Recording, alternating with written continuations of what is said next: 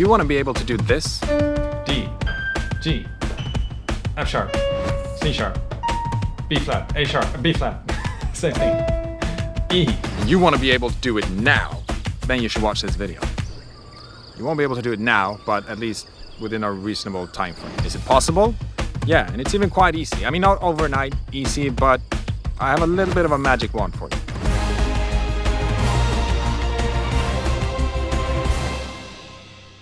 All right, everybody, today we are on the road, or on a road, if you can call it that. It's more like dirt. There's a swamp here, and we're standing in a jungle. So there are some insects and snakes, so maybe I'll be a bit quick today. My name is Daniel. I make videos about music and things that might be interesting to musicians and music producers. But in every video, I throw in 2 segments with like cinematic footage of where I am, with some epic music. Usually it has something to do with what you're learning in the video. If nothing else, check those out. There are timestamps down below in the description, and you know, it would be nice. At least then I didn't make the music in vain. Better yet, of course, watch the whole video. Maybe you'll learn a thing or 2, or not. Or 3. Probably a lot of you, even if you're advanced musicians, you've never really gotten that far with your relative pitch. If you have, you know, that's great. But this video is for the people who are like, I've been doing music for a while and I just don't like what you saw in the videos that I just did. I don't have perfect pitch. And I can still do that. I could not do that like 3-4 years ago. And 3-4 years ago, I thought it would probably be impossible, right? So I'm going to teach you this method. But first, I'm going to murder all the mosquitoes in the world. So the only prerequisite really to be able to use this method is that you can tell the difference between notes, like 2 notes that are a half note apart, and be able to say which one is higher, basically. If you can't do that, I don't even know if you should be allowed to vote. And I'm telling you, you will be able to learn to hear the notes within a scale.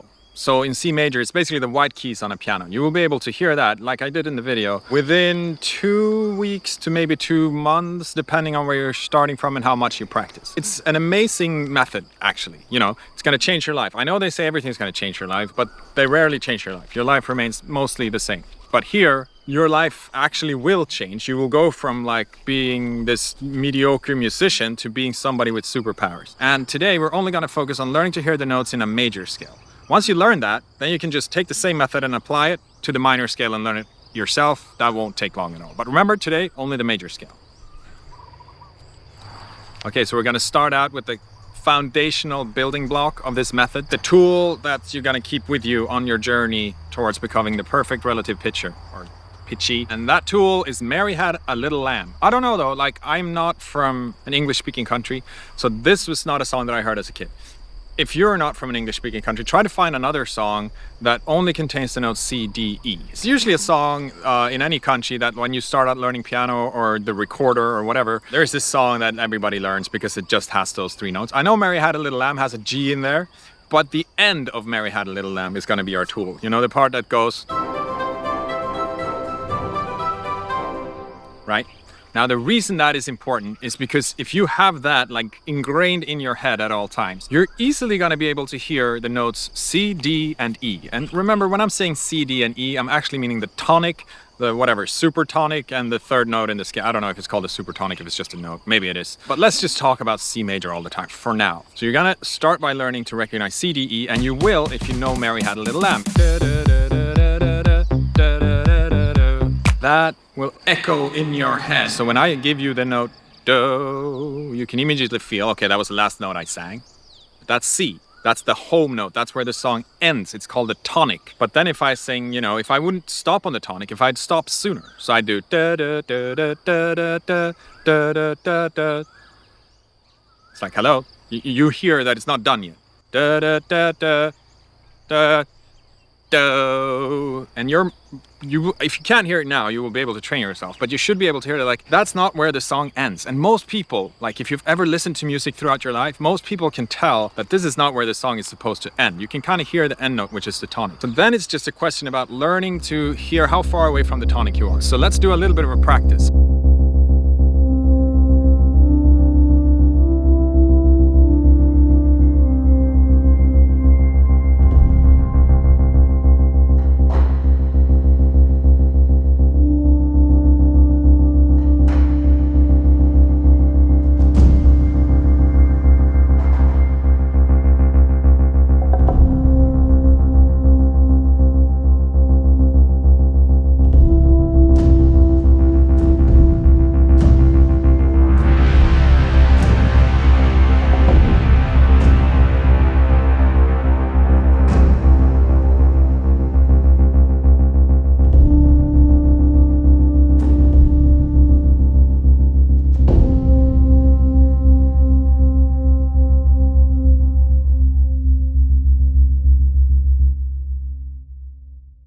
Okay, so now the question is, was that easy or hard for you? If it was easy, then we're really off to a good start.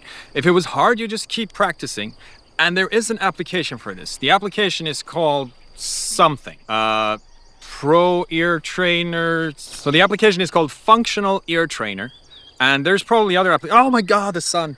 There's probably other applications, but this was the one I found that was like, this changed everything. When you have C, D, E nailed down, it's time to move on, and the next step is to add F. This is a little bit scary because it might screw up your whole reference now because you're adding a new note. It's a little bit of a risk, but you know, you don't get anywhere in life without taking risks, right? Just ask Lehman Brothers, or not a good example, ask Warren Buffett.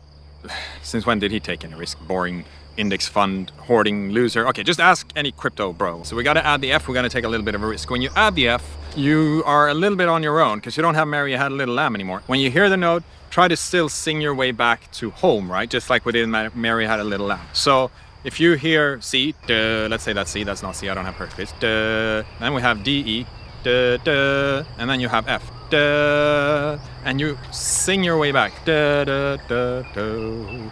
Remember that little melody. Like, listen to me sing it over and over. Maybe listen to somebody else sing it, or sing it yourself. Like, stand at the piano, play an F, duh, E, duh, duh, duh, duh, duh, duh, duh, duh, duh, duh, duh, duh. Just practice that melody over and over and over and over in your head. And then, you know, when you practice this, you get your reference. And then when you hear a note, you can hear, is it part of Mary Had a Little Lamb? Or is it this note that comes from the melody that you've heard in your head so many times? So then when you've added F, you have a little bit of a choice here. You're at a crossroads. Either you go on to add a new note, like G or B, or you start practicing to hear notes, but in all octaves. In the app that I told you about, Functional Ear Trainer, or any app that does this, set it in the beginning so that it's only with one octave, but now you can change it so that it's multiple octaves. And in the beginning, that will be confusing. In the beginning, you'll feel like you have no idea what's going on. But try to like listen more carefully. Try to hear Mary Had a Little Lamb. Try to hear this new F walking down melody. You will notice, like in the beginning, it will be weird, but very quickly, I'd say, maybe the same day, maybe within a few days, you'll start hearing like, wait a minute, I can still hear the quality of this note. I can hear the degree of it in the scale. I can still sing my way back to the tonic, and eventually it will kind of click and suddenly won't matter which octave it is anymore. Just like you can play any octave, that doesn't matter. Like you don't even hear it anymore because that's not what you're listening for. You're listening for this specific sound of the note within the scale. That's what I'm telling you. You're developing this superpower. You're like training your brain to have a new sense. It's like training yourself to see ultraviolet light, like the pigeons. You hear that when a pigeon goes to the movies, it's more like a slideshow because they see like 250 FPS.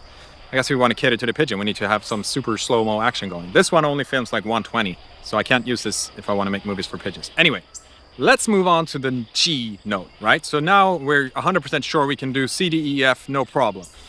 What about G? Should we still come up with a melody where we're singing our way all the way down to C?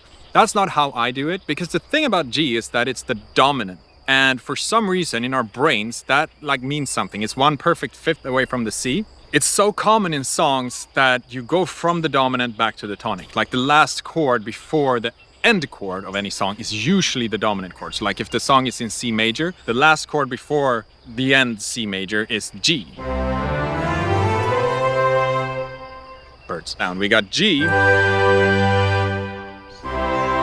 When I hear the note G, I just hear the jump back to C immediately. And I think you can probably train this as well because we're so used to hearing it. Okay, it's getting a little bit sweaty and warm out here, so we're gonna move on to maybe somewhere where there's more wind. But for now, I just wanna remind you that this is YouTube, right? So remember to subscribe and like and comment and tell your friends and tell your pet. I want a horde of cats watching my videos. You see that? They're after me. They're after me. I gotta go. Okay, so we moved out of the jungle because it was getting really hot. I was hoping there was gonna be more wind here by the lake. Sadly, the sun is just frying my face, so I'm even hotter. But let's do this. So it sounds like this. If you have your reference, do, and you got your Mary Had a Little Lamb notes, do, do, do, do, do. Then what I call the dominant jump is the da, do from the fifth note. That's the G. Da, do, and that is the end of the song kind of sound. That's how you will remember it. But you might be asking, like, how the hell is this gonna help me? Like, if I hear a note that I don't know which one it is, how is this singing gonna help me? But you gotta remember, you're having a reference, and I'm gonna talk about that in a second, how to calibrate your head to a certain reference. And once you're in that reference, and you will see what that means too, then it will make more sense. Whenever you hear a note, duh, then you can try out your arsenal of different melodies, the ones that we sang from F, from E, and see which one works. And sometimes you'll be like, oh, that's the one. Sometimes it will feel like none of them works or that all of them works, but then you just try again, get the reference again, and keep on practicing. Okay, so we'll do a little bit of a practice segment here. We'll incorporate all the first 5 notes. So if this is the first time you're watching this video, it might be a little bit too difficult for you. Then you just come back, right? When you have 1, 2, 3, and 4 up to F nailed down, then you can come back and watch this segment and try to see if you can hear the G and never mix it up with any of the other notes. Okay, let's go.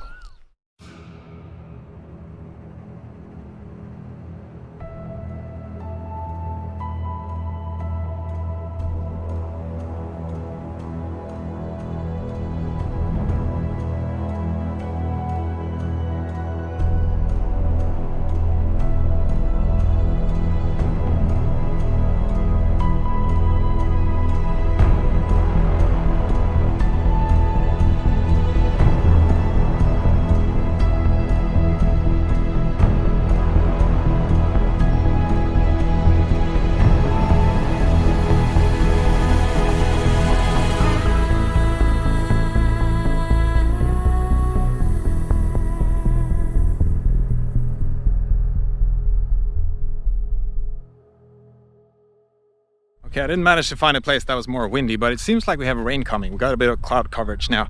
Let's move on to the next note, which would be the 6th note of the scale, right? Yeah, so we did G, that I called it G, but that was the 5th note. Now we got the 6th note, and with G, we had the dominant jump. Da, do.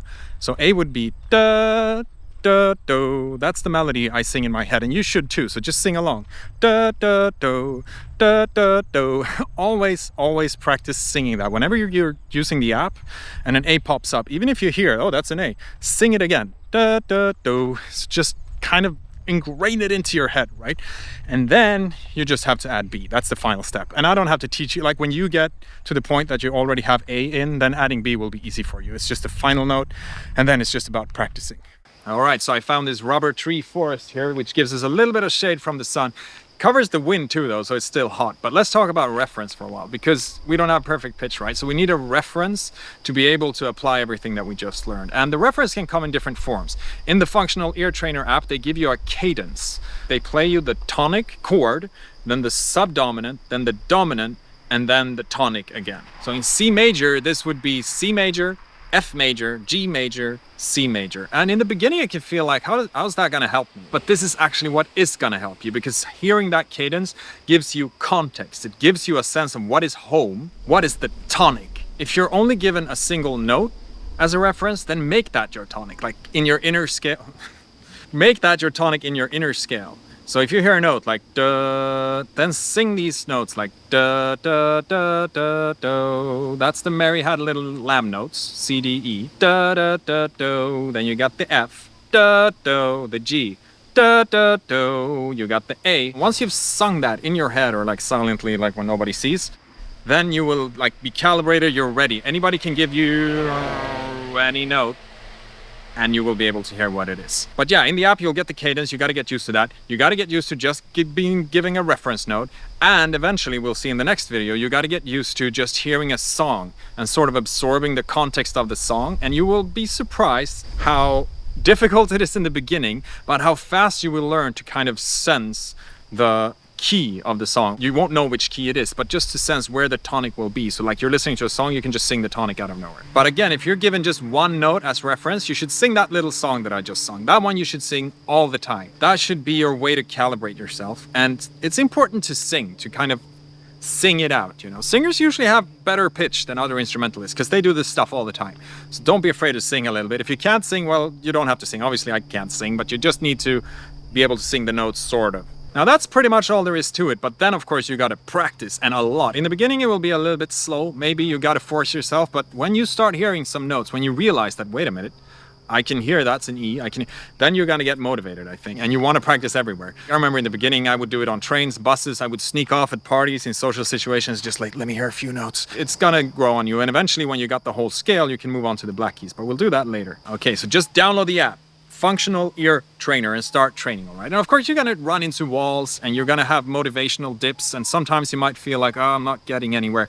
That's when you gotta keep pushing. And that's with everything. Maybe you set a schedule to practice every day, and maybe some days you don't feel like it, but that's when you gotta do it, okay? When you feel like practicing, you can skip it. That's fine. I allow you to skip it when you feel like practicing. But when you don't feel like it, that's when you have to practice. If you're too tired, that's when you have to practice. If you always keep that mentality, first of all, it will be great for everything in life. But for this in particular, it will get you there much faster, and it will keep you from giving up. In the end, you will be able to do what I did in the beginning of the video, probably better, because my ears have always been a little bit weak.